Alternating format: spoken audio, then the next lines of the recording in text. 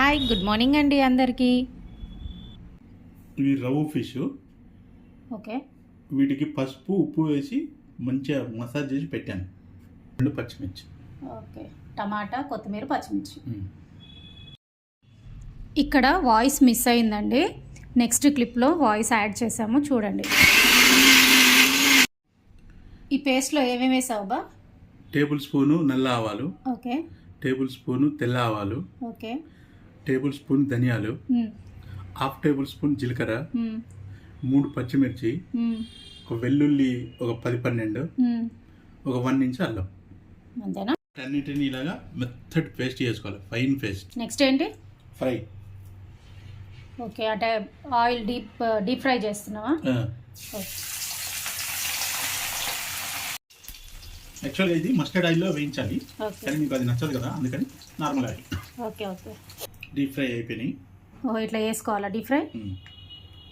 Okay, oil కొంచెం ఎక్కువ తీసేసి మనం సరిపడంత పెట్టుకొని దీంట్లో ఫస్ట్ ఒక చిటికెడు ఆవాలు.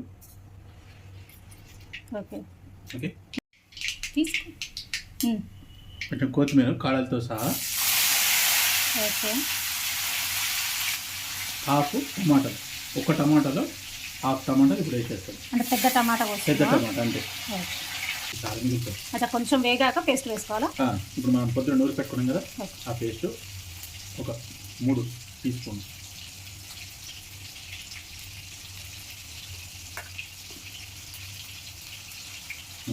మిగతా స్టోర్ చేసి పెట్టుకుంటే నెక్స్ట్ టైంకి వస్తుంది. చాలా వేయించుకోవాలి, ఎందుకంటే మనం అన్ని రానే వేసాం. ధనియాలు రా, అన్ని ఏది వేయించాలి, అన్ని రా. మంచి స్మెల్ వచ్చేంత వరకు వేయించుకోవాలి, అంతేగా?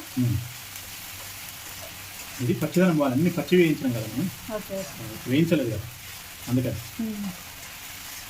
ఇప్పుడు ఇందులో ఆయిల్ పైకి తెలియదు కదా, కొంచెం పసుపు, సరిపడా కారం. స్టవ్ని సిమ్లో పెట్టేసుకొని నిదానంగా వేయించుకోవాలి. ఇప్పుడు లైట్గా అంటుకుంటుంది కదా, మసాలా మాడుతుంది అనుకుంటే లైట్గా వాటర్ పోసుకోవాలి కొంచెం. ఓకే, ఇప్పుడు గ్రేవీకి సరిపడా వాటర్, ఉప్పు, పచ్చిమిరపకాయలు.